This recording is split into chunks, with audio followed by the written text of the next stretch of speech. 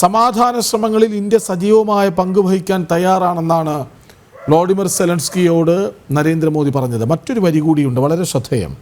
ഇതിൽ വ്യക്തിപരമായി എന്തെങ്കിലും പങ്കുവഹിക്കാൻ കഴിയുമെന്ന് തോന്നുന്നുവെങ്കിൽ ഞാനത് ചെയ്യും സുഹൃത്ത് എന്ന നിലയിൽ എന്നാണ്. അതായത് വ്യക്തിപരമായി ഇടപെടാമെന്ന സന്നദ്ധത നമ്മുടെ പ്രധാനമന്ത്രി മുന്നോട്ട് വയ്ക്കുമ്പോൾ ആ ആത്മവിശ്വാസത്തെ നമ്മൾ എങ്ങനെ കാണണം?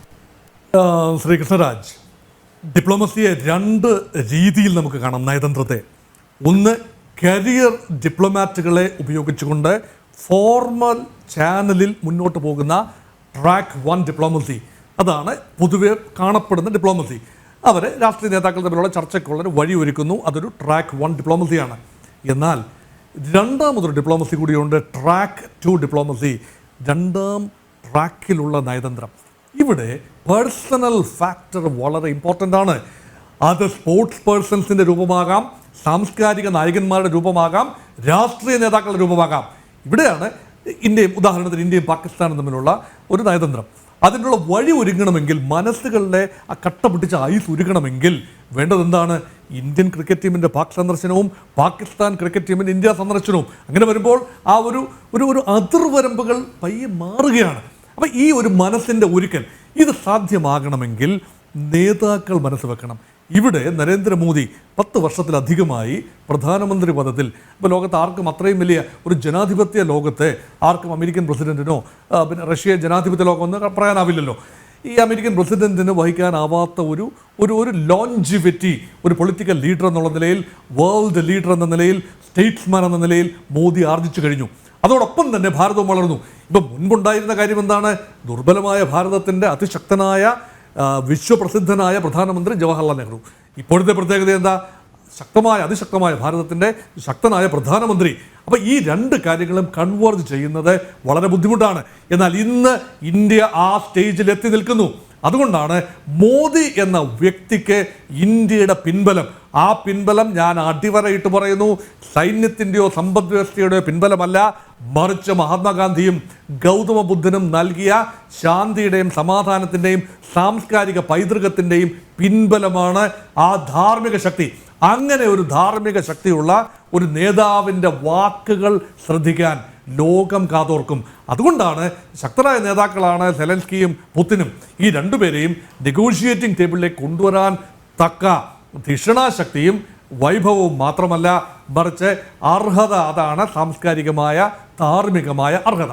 അതുകൊണ്ടാണ് മോദി എന്താണ് എന്നോട് ചോദിച്ചത് ഇതാണ്, എന്തുകൊണ്ട് മോദി പ്രസക്തനാകുന്നു, മുൻ പ്രധാനമന്ത്രിമാർക്ക് സാധിക്കാതെ പോകുന്നത് എന്ത്?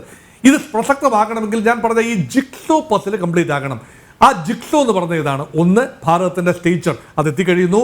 2, വ്യക്തിയുടെ longevity as A leader, visibility as A leader, acceptance as A global leader അത് എത്തി നിൽക്കുന്നു. ആരും പറയില്ല മോദി ഒരു അക്സെപ്റ്റബിൾ വേൾഡ് ലീഡറാണ്. ഇന്ത്യയിൽ ഒരുപക്ഷെ മോദി വിരുദ്ധനുണ്ടാകാം.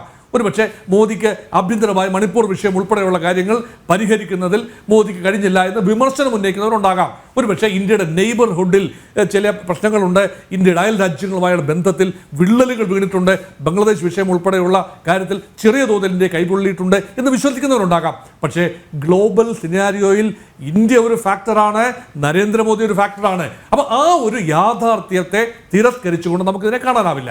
എന്നാൽ ഞാൻ പറഞ്ഞ ജിക്സോയിൽ കളങ്ങളിൽ കണ്ണികൾ കറക്റ്റ് പ്ലേസിൽ വെക്കണമെങ്കിൽ 2 കടലാസ കഷ്ണങ്ങൾ ഇപ്പോൾ മോദിയുടെയും വിദേശകാര്യ മന്ത്രി ജയശങ്കറുടെയും വിദേശകാര്യത്തിൻ്റെ ചുമതലയുള്ള നാഷണൽ സെക്യൂരിറ്റി അഡ്വൈസർ അജിത് ഡോവലിൻ്റെ മുമ്പിലുണ്ട്. അത് ഒന്ന്, റഷ്യ കൊടുത്ത കടലാസ കഷ്ണമാണ്. റഷ്യയുടെ ആശങ്കകൾ, പരാതികൾ, പരിഭവങ്ങൾ എല്ലാം ആ കടലാസിലുണ്ട്. അതേപോലെ തന്നെ സെലൻസ്കി ഉക്രൈൻ കൊടുത്ത മറ്റൊരു കടലാസ കഷ്ണമുണ്ട്. അതിൽ പറയുന്ന ആശങ്കകൾ. ഈ ആശങ്കകൾ പരിഹരിക്കണമെങ്കിൽ റഷ്യയും ഉക്രൈനും മാത്രം സംസാരിച്ചാൽ മതിയാവില്ല ശ്രീകൃഷ്ണരാജ്. അവിടെയാണ് പാശ്ചാത്യ ലോകത്തെ കൂടെ കോൺഫിഡൻസിൽ എടുത്തുകൊണ്ട് മാത്രമേ സംസാരിക്കാനാവൂ. ആര് ചെയ്യും? ചൈന അംഗീകരിക്കുമോ? അമേരിക്ക അംഗീകരിക്കുമോ ചൈന മധ്യസ്ഥത വഹിക്കാൻ? അല്ലെങ്കിൽ ചൈന അമേരിക്കയെ കോൺഫിഡൻസിൽ എടുത്തുകൊണ്ട് ഇതിലേക്ക് വരാൻ സമ്മതിക്കും? അമേരിക്കയ്ക്ക് വളരെ വലിയ ബുദ്ധിമുട്ടായിരുന്നു ഇറാനെയും സൗദിയെയും ഒരുമിച്ച് നെഗോഷിയേറ്റിംഗ് ടേബിളിൽ ചൈന കൊണ്ടുവന്ന് അവർ തമ്മിൽ സന്ധിയായി. ഷിയ ഇറാനും സുന്നി സൗദിയും തമ്മിൽ സന്ധിയായതിൻ്റെ പിന്നിൽ ചൈനയാണ്. അമേരിക്കയ്ക്ക് ഒട്ടും സ്വീകാര്യമല്ല. പക്ഷേ ചൈന അല്ല ഇന്ത്യ.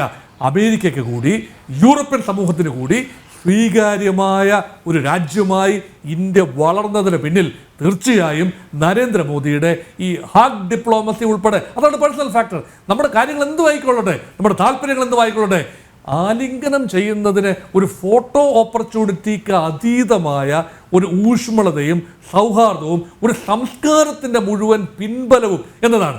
ഒരു ഹസ്തദാനം മതി, അല്ലെങ്കിൽ ഒരു കൂപ്പുകൈ മതിയാകും. പക്ഷേ റഷ്യൻ പ്രസിഡന്റ് വ്ളാഡിമിർ സെലൻസ്കിയെ ആലിംഗനം ചെയ്ത അതേ കരങ്ങളാണ് ഉക്രൈനിയൻ പ്രസിഡന്റ് വൊലോദിമിർ സെലൻസ്കിയെയും പുത്തിനെ ആലിംഗനം ചെയ്ത അതേ ഊഷ്മളതയിലാണ് സെലൻസ്കിയെയും മോദി ആലിംഗനം ചെയ്തത്. അവിടെയാണ് അർഹത, നിഷ്പക്ഷത അല്ലെങ്കിൽ സാംസ്കാരികമായ ഒരു തണൽ അവിടെയാണ്. അതുകൊണ്ടാണ് പറയുന്നത് വൈ മോദി എന്നതിൻ്റെ ഉത്തരമെന്ന് പറയുന്നത് ഇന്ത്യയുടെ വലിപ്പത്തോടൊപ്പം തന്നെ സാംസ്കാരിക പൈതൃകത്തോടൊപ്പം തന്നെ ലോകരാജ്യങ്ങളുടെ അംഗീകാരം, പാശ്ചാത്യ ലോകത്തിൻ്റെ അംഗീകാരം. റഷ്യ ആവശ്യപ്പെടുന്നത് എന്താണ്? റഷ്യ ആവശ്യപ്പെടുന്ന ചില ഉറപ്പുകളാണ്. നെയ്റ്റോയിൽ ഉക്രൈൻ ചേരാൻ പാടില്ല. ഒരു പക്ഷേ സംഭവിച്ചിരിക്കും, ചേരാൻ ഒരു പക്ഷേ താല്പര്യമില്ല എന്ന് ഉക്രൈൻ ഒരു പക്ഷേ ആ സംസ്ഥാന ചർച്ചയിൽ പങ്കെടുത്ത് പറഞ്ഞെന്നിരിക്കും. പിന്നെ യൂറോപ്യൻ സമൂഹത്തിൽ ചേരാം, എന്നാൽ നെയ്റ്റോ എന്ന അമേരിക്കൻ സൈനിക സഖ്യത്തിൽ ചേരുന്നില്ല എന്ന വ്യക്തമായ ഉറപ്പ് അത് ഉക്രൈന് കൊടുക്കാൻ സാധിക്കണമെങ്കിൽ അമേരിക്ക കൂടി പറയണം, അല്ലെങ്കിൽ യൂറോപ്യൻ യൂണിയനും കൂടി പറയണം. വേണ്ട, ഉക്രൈൻ്റെ പാട് നോക്കട്ടെ. അതാണ് ഒരു റഷ്യയുടെ കൺസേൺ. ആ കൺസേണിൽ നിന്നുകൊണ്ടാണല്ലോ ആക്രമണം ഉണ്ടായത്. അതുപോലെ ഉക്രൈൻ്റെ കൺസേൺ എന്താണ്? റഷ്യ ഇപ്പോൾ പിടിച്ചു വച്ചിരിക്കുന്ന അതിലൊരു നല്ല ഭാഗം 20% ഉക്രൈൻ ടെറിട്ടറി റഷ്യയുടെ കയ്യിലാണ്. ഡൊണറ്റ്സ്ക്, ലുഹാൻസ് എന്നീ കിഴക്കൻ പ്രവിശ്യകളും അതുപോലെ ക്രൈമിയ, അത് നേരത്തെ തന്നെ പിടിച്ചെടുത്തതാണ്. ക്രൈമിയ എന്ന പെനിൻസുലയും ഇതെല്ലാം റഷ്യയുടെ കയ്യിലാണ്. അങ്ങനെ 20% വരുന്ന ആ പ്രദേശത്തിൽ 16-17% റഷ്യൻ ജനതയാണ്. റഷ്യൻ വംശജരായ, സ്ലാവിക് വംശജരായ ആളുകളാണ് അവിടെ മഹാഭൂരിപക്ഷം. ഇവിടെ നെഗോസിയേഷൻ ആവശ്യമുണ്ട്. അത് വിട്ടുകൊടുക്കില്ല എന്ന് റഷ്യ പറയുമ്പോഴും ആ ഏതെങ്കിലും ഒരു പ്രത്യേക വർഷം വെച്ചുകൊണ്ട് ആ ഒരു ലൈൻ ഓഫ് ഡിമാർക്കേഷൻ ഉണ്ടായേ പറ്റൂ. വിശദമായ ചർച്ചകൾ ഉണ്ടാകണം. അത് റഷ്യ ഉക്രൈനും തമ്മിൽ നേരിട്ട് സംസാരിച്ചെങ്കിലേ പറ്റൂ. അതുകൊണ്ട് ഏതെങ്കിലും ഒരു വർഷത്തെ കട്ട് ഓഫ് ലൈൻ ആക്കി വെച്ചുകൊണ്ട് ആ ഒരു വിഷയത്തിൽ തീർച്ച ഉണ്ടാകണം. അവിടെ പാശ്ചാത്യ ശക്തികൾ ഇടപെടാൻ പാടില്ല. ആ പാശ്ചാത്യ ശക്തികളെ മാറ്റി നിർത്തുക എന്നതാണ് ഇന്ത്യയുടെ ദൗത്യം. ശരി.